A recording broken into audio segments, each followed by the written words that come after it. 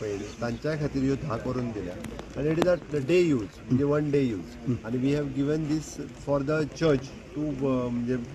allocation तेजे allotment आनी ताच्या खातीर तांच्या कडेन दिल्या मेंटेनन्स आनी ते आमी पळयतले बट अलॉटमेंट आमी तेंच्या कडेन सोपयल्लो आसा पयशे चार्जीस ना देल free of for these 45 days देल do the free of cost आनी इन फ्युचर देल मेंटेन एंड देल charge whatever the thing but ह्या 45 दिसांक हे फुकट आसतले जे खास करून जे रावपाक हांगासर येता